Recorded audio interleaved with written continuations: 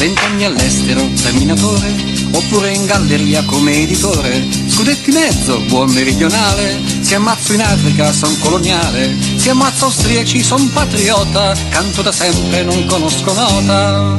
Piacciole nordiche, specie svedesi, cambio governo quasi ogni 6 mesi. Sono cattolico per adozione e lobby invece la rivoluzione. Mio figlio un giorno sarà calciatore, per il momento è in terza dalle suore.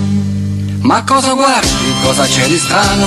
Chi sono dici? Beh, sono italiano. Sono stato il solo a perdere la mano, sia col tedesco che l'americano. Ma se mi chiedi chi fu Garibaldi, uno che nacque presto e morì tardi. Ma cosa guardi, cosa c'è di strano? Chi sono dici? Beh, sono italiano.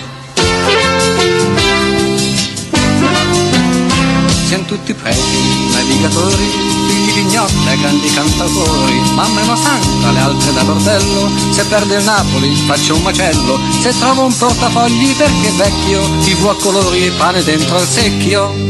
Siamo diplomatici, laici estremisti, furbetti asmatici, poi femministi, di calcio tecnici, d'amor maestri, figli di parroci in gite campestri. Del cruciverba siamo i pensatori, 4 infermieri, 106 dottori.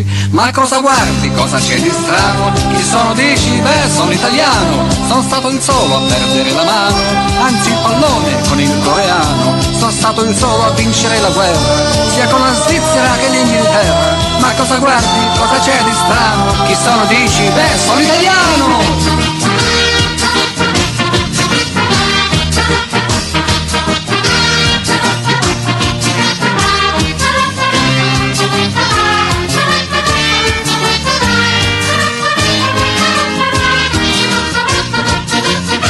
Da vivo sono un po' menefreghista, da morto invece sono nazionalista. Specie se ho nomina da deputato, da giornalista a volte pensionato. Ma la domenica problemi grossi, segna Giordano, segna Paolo Rossi.